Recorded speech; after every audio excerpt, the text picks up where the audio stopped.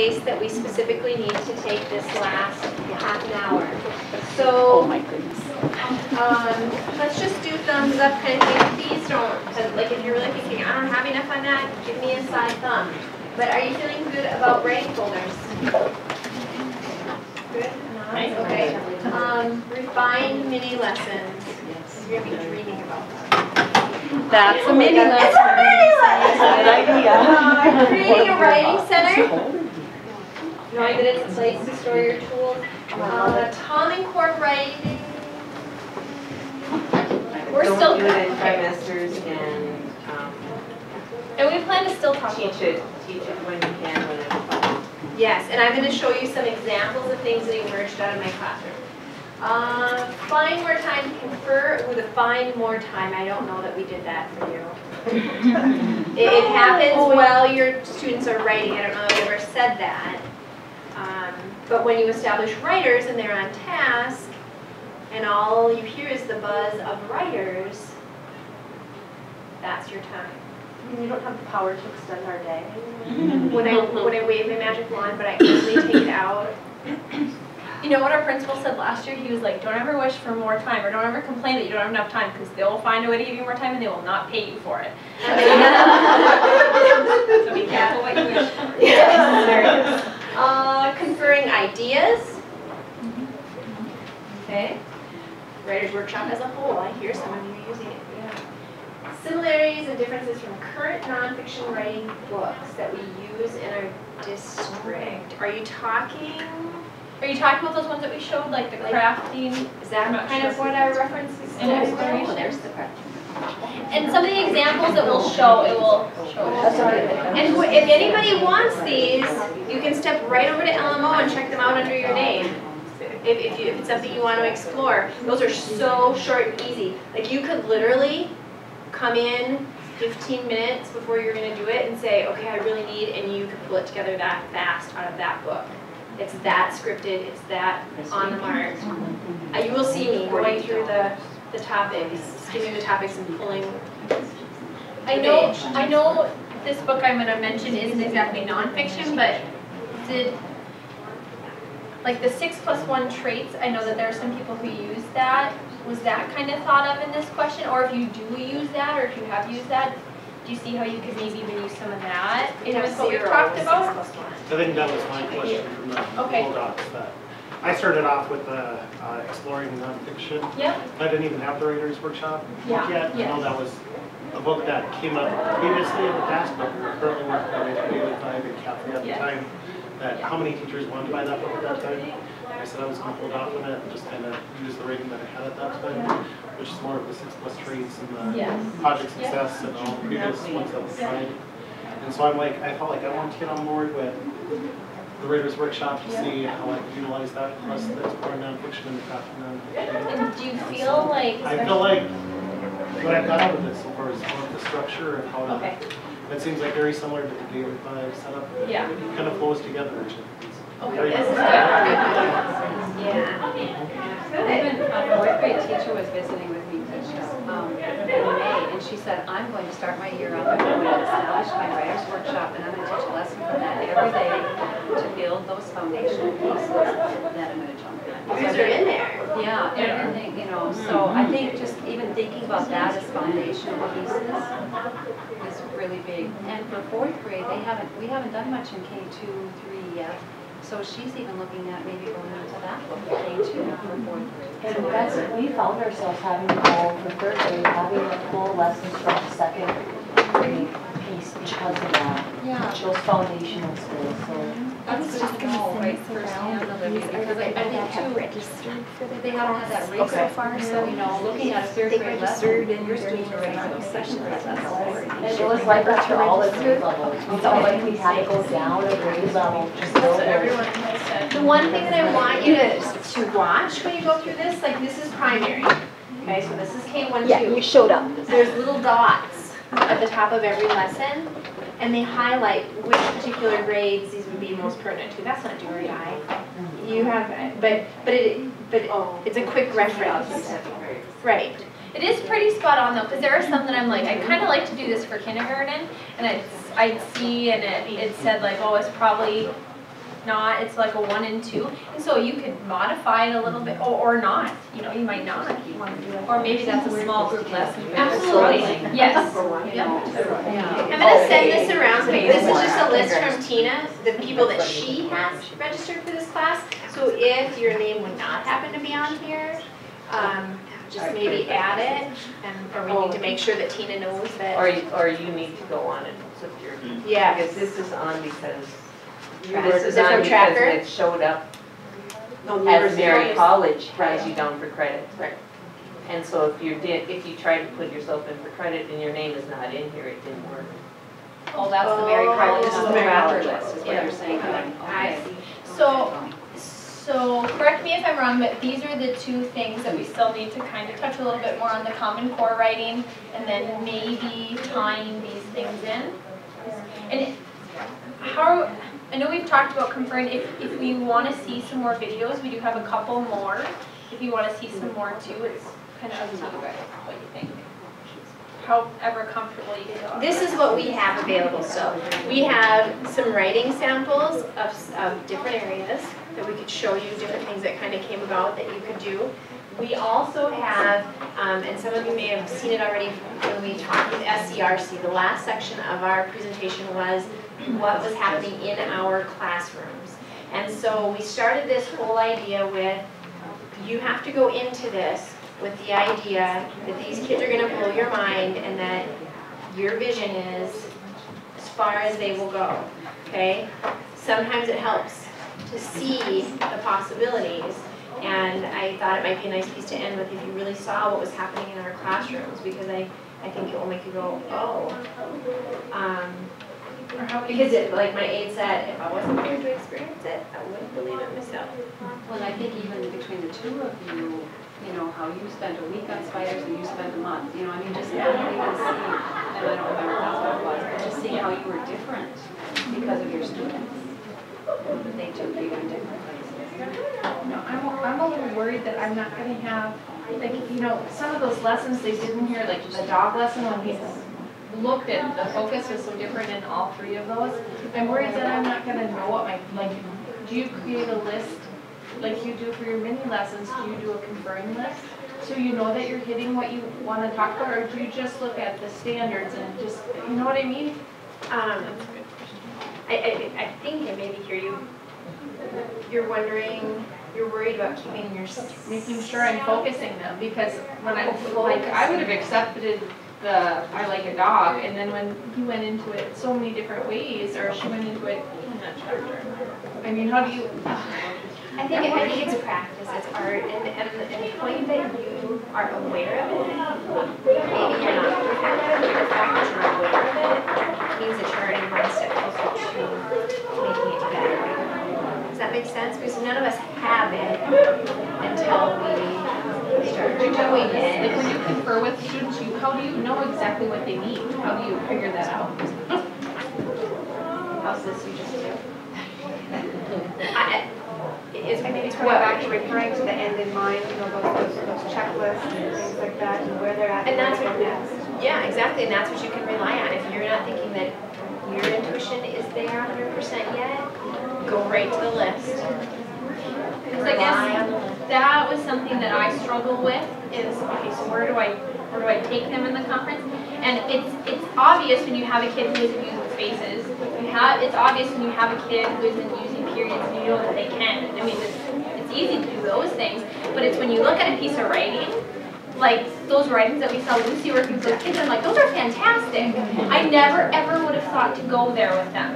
And so at that point is where I do kind of have my standards with, and I think, okay, they've really got a good feel for this, so where should we kind of move next? And that's just what I did, because I'm not at all to that point where Lucy was, where she was like, could just go with it and ask them all these wonderful questions. And until I get to that point, I really have to use that list as a reference to say, okay, they're showing me that they need to go here, and that's what it said, okay, but that's where I'm going to go with it. So until you feel comfortable just naturally sitting down and letting them just asking questions, what kind of questions you ask, use it. And it's going, yeah, like we also said, dang, Allie didn't do this. The way we do it, we top of every little piece of workshop information, observation. I mean, this didn't happen because we read those book once. I think too, I was thinking about when my daughter was junior, senior in high school, had a medical need, and we took her to the emergency room, and the doctor was working on her, and the nurse said to me, we're trying to figure out what is wrong. Remember, we call this a practice because we're practicing to improve our efforts to make things good for our patients. And I think the same thing is very true in this reading piece. I would bet that if Lucy did this reading writing section again, face the same child, same scripts, she would do it differently.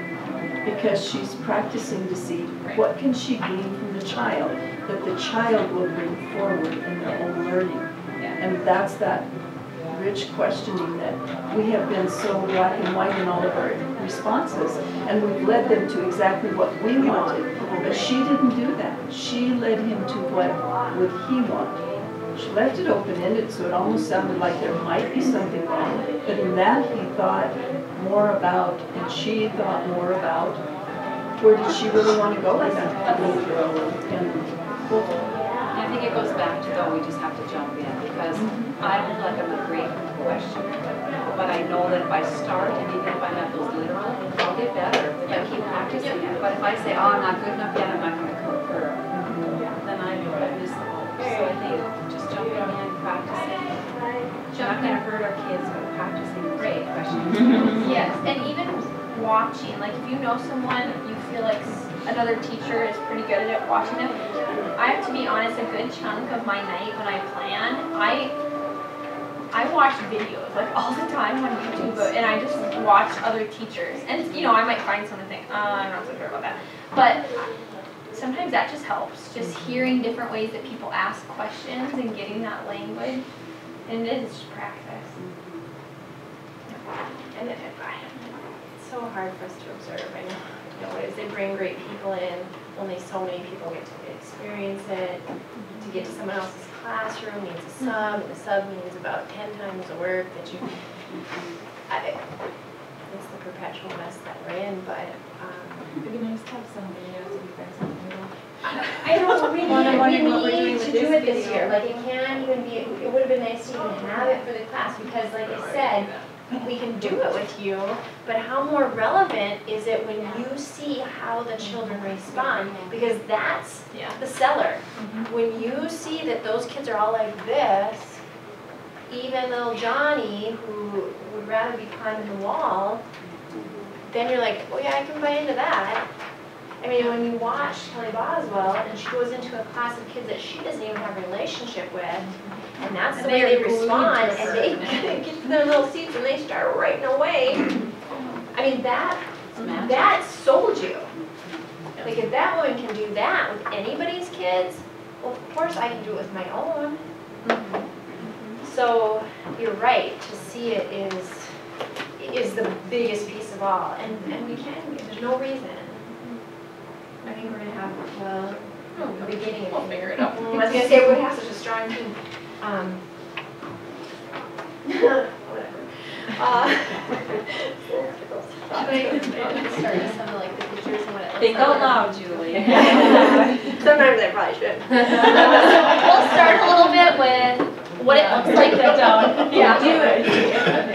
Well, let's just, I was going to say, just briefly bumping on informative and narrative and opinion. Okay, so if we think about narrative, I mentioned this the other day, Tina gave us license to really use their daily, like when you're doing these lessons day after day after day after day, establishing those writers, you can use those pieces.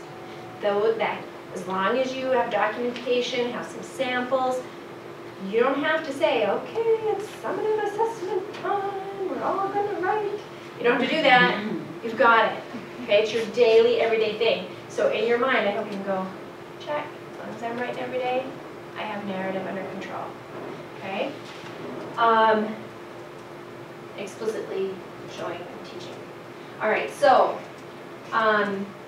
then that leaves informative and opinion. Opinion's fun. I mean, what kid does not give you their opinion on something, and that's exactly how you open up. You guys are good at this. You guys all have something to say, you all have something to share. You get something going in your classroom that they love, or there's a bit of a debate about. There's your opinion. And then informative, with all of this nonfiction push and the research. There it is. There it is. So just very quickly, I'm just going to go through over here some things. We wrote persuasive letters. We had read some things about, or I think we had classroom, maybe we just wrote to persuade. Because some wrote about recess, some wrote to their parents about pets, and I may have literally used a lesson out of crafting and talking about the elements of stating what it is that you want, telling why you want it, and ending with something strong. Dear Mr. Saxberg, I want more recess, please, because I love it, and we don't get enough of our wiggles out. This one to the mom. Can I have a hamster, Mom? I mean, they were very, somebody was observing me one of the days. No, that was the day we wrote to Mo Willems, maybe. Yeah. And that, beautiful. First time Deb said, we've been working on, no, we love Mo. Saw a shot, we took it, they're there with me. Can I please have a hamster? I will take care of it. If you let me have a hamster, I will show you that I can clean my room all week and make my bed, and I will clean his cage. I will feed it, and I don't have the rest of it. But they were on fire because they were convincing somebody about something that they wanted, that they loved. We did the same thing with our favorite books. We've done a bunch with Robert Munch. I said, pick the book that you love the most and tell someone why they should read it. And not just that's not what I did. I explicitly modeled how I would do it. She started with the title, Kiss Me, I Am Perfect. Okay. You should read this book because she got a boy kiss, and it's hilarious. And all the animals kissed her. This book is funny. Read it soon. Well, and I mean, even think about that kid was reading the comprehension that went into that. She was putting down specific information. I had one little girl, we did a sticky notebook review, and we did in stages. We just did a sticky notebook review, and then we did one to persuade. But the first one, she was like, you gotta check out page 61 because there are dogs in a tree. And I mean, I did not teach her to do that, but the fact that they were even recalling, they were digging in books to do things. I mean, and look at that connection. We talked about that literacy connection, right? Oh, and it worked because it was theirs. Yeah. Now, if I would have gotten this and maybe it would have stopped with, this book is funny. I may have encouraged her, is there something that you could say at the very end to wrap it up was my phrase that I used with them, that you could wrap it up and really make them, and I had modeled it, and that would be, and I might even say like I used, and they would be able to go back and add that, because it was taught and modeled. But this would be a summative piece.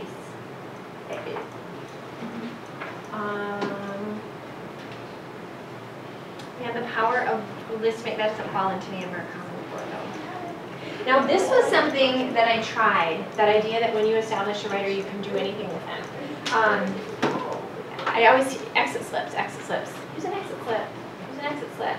And I thought, kindergarten exit slip. Really, can they just like write something and you just say, just write a little something down about that. I thought, can they? So I read the book. Do you know, Where is My Hat? It's got the bear on the front. Have you seen it? And he goes through and he's asking all the critters, have you seen it? No, I haven't seen it. Goes the next critter, and then he meets his rabbit who has a red hat on. He says, have you seen the hat? Why would I have a hat? I don't know. I don't know. And the bear keeps going. And then he's like, wait a minute, and he goes back, and at the end, all you see is the bear with his hat back on, and he's sitting on the ground, and everything below is kind of flat. So you don't know. Did he take the hat? Did he sit on the rabbit? Did he eat the rabbit? You don't know. Okay, then there's a follow-up book to that where, no, who took my hat? And it starts with this little fish in the sea, and he's got this little hat on, and he's swimming, and he's like, he'll never know I took it, he'll never know, he didn't see me, he was asleep, this hat is too little for him anyway, and the whale wakes up, he knows his hat isn't there, he starts swimming through the ocean, creatures are scared of him, and they're like, like this, and then at the end of the book, the little fish says, I made it, and he goes into the seaweed. And pretty soon you see the whale go into the seaweed. And after that, all you see is the whale come out with the hat on. They take the hat, you don't say a word. So I said to the kids, I said, we don't know what happened at the end of this story. What if you can write down, use your clues, and tell me what happened at the end of this story? I think this is amazing stuff for kindergarten. And so, like you talk about coloring and illustrating, I mean, they did it, but they did it quickly. Not all of them did. The big fish took the hat, and then he ate the other fish. The big fish took the hat at the end. But they all offered up these really sweet little snippets that told me that they could make inferences about what happened in that story. They did it. I was like, oh. But they're writers, so I suppose they can. So good things, good things. Where's my hat? What was the other one? Who took my hat? Took my hat. Oh, once you read them, you will be rolling on the floor and you They're will funny. want them in your And there's collection. not a lot of words. You know, there's not many words even in the book, is there? Right? No, it's just a little conversation, and there's lots. Oh, there's a jillion teaching elements, and the conversations are in different colors depending on who's talking and stuff. So, and there's like, and the artwork used to tell the story. Like when the bear realizes the whole page changes color. It's no. It's got a big brown bear. It's not coming up on Amazon at all. It sounds like it's gonna be a series on environments too, or habitats or something. Really? Well, I don't know, but I mean, I'm thinking, you know, Oh, they the went to the bears. ocean and now where they Isn't go. that's Some my stuff in my hat? cards already. That's my, Just maybe that's Maybe my hat. that's my hat? I gave them both to my student teacher. I know the librarian at Camp Ed just read the whale one, that's why. Oh gosh, really? Funny. They're funny. So Yeah, funny. like adult entertaining. Okay, so now a glimpse to what has been happening in our classroom.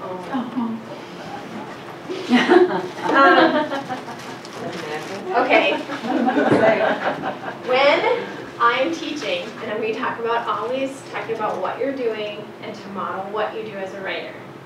So when something comes up during class and I need to remember it, I go like this. And it's a joke, and they say, oh, Mrs. Frank, write it on your hand.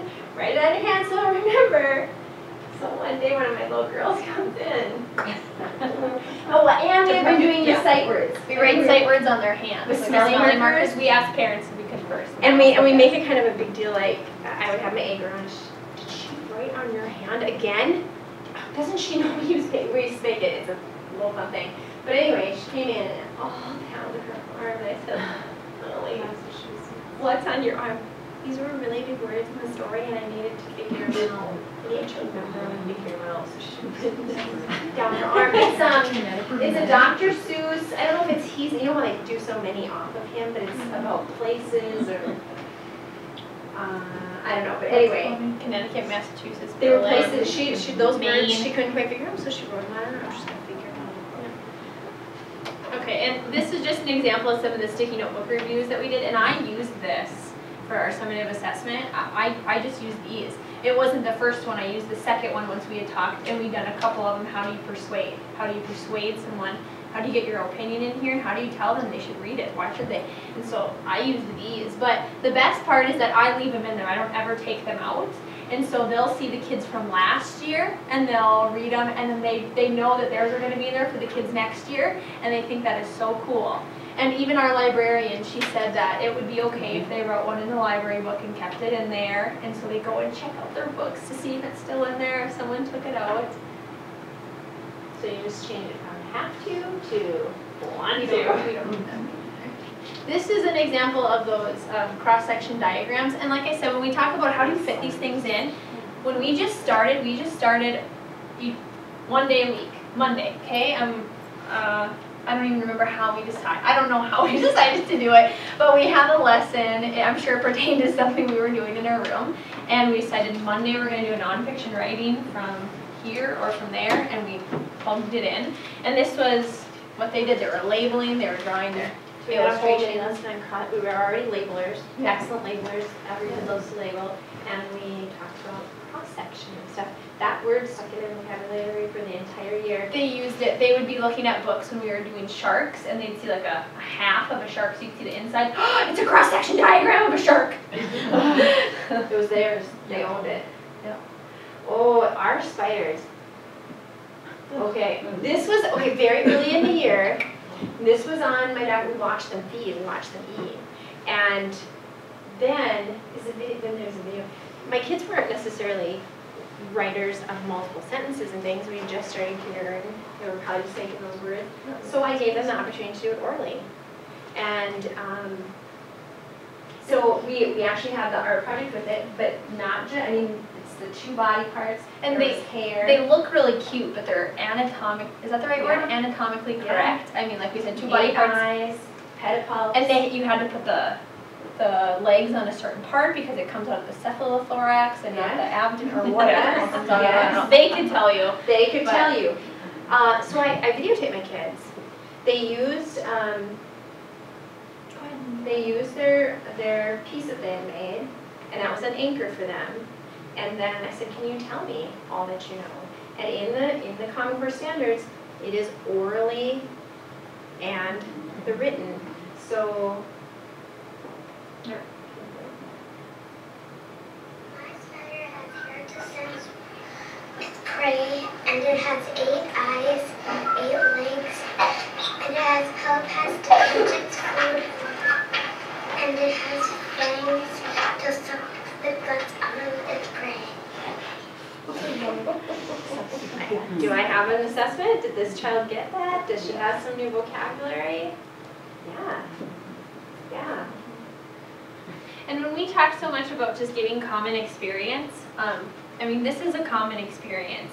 And it is, we've done different things like on Ocean Reef, sharks and stuff, and the kids are like, can we get a shark? Can we get a shark? I mean, we get the little ones that look like sharks, but not the same. But I think about the animals, like animals that we've studied, that we did things around that we didn't have in our room. And the quality of their work just wasn't there. The vocabulary wasn't there, the interesting words wasn't there. But when they could smell turtles stink, or they could see the slime, you know, and if you can't have an animal, what we did, we just showed video. I mean, we were showing videos and stuff all the time, close-up videos, whatever it was. But anytime you can bring it in. But how this evolved, we didn't sit down at the beginning of the year and say, oh, let's do turtles. One of my little girls said, we have a turtle. And I said, do you think your turtle could visit kindergarten? And we wrote a letter. We wrote a letter to her family. I thought we did too. Was it like maybe? You keep talking, I'll see if I can. Okay. No. Okay. We wrote a letter to her family as a class. We generated a letter and said, can the turtle come and visit? What do you think we should? Oh, we should probably tell them that we'll take good care of it. We'll feed it. We put that in the letter on a giant. We sent it home with Leah, and turtle came and spent some time with us. And then we used our RAN chart, and we did all the research, and we came and visited. It was its own thing. On the very best day, I could not have plugged that in and made that happen. And this picture right here, this was a picture we came to visit, because we didn't have one in our room, but we came to visit at free time one day, and all of Julie's kids were looking at these turtle books, and without us even prompting, because, you know, I did table groups and looked at the turtle, and my kids were just so patiently waiting, sitting down, talking, and then one of her little girls comes over, and she's like, can I share my book with you about turtles? And it's so hard to see, but this is one of Julie's little boys and my little boys, and they were ones that we loved so much, but sometimes they made us want to rip our hair out, and it was so sweet. They were so engaged. And I mean, yes. We didn't say, sit down and look at the book. Like, there wasn't any of that. Because they wanted it was theirs. And our RAN chart, that's its own thing. It's the most wonderful thing ever. When you want to start, Is that on paper? It's on poster-sized paper from the print shop, and then we just laminated it and spliced it together. We made it, so if you want us to send it to you, you can. Do you guys know what the ranch chart is? Does everyone know what the ranch chart is? Has everyone heard of that? Yours is on the shower curtain, right? Posters. I have them. Is yours on the shower? Okay. Yeah, I have it on the sharp. Yeah, I've heard that too. Posters. Basically what the ranch chart is, it's a way to research and keep your information.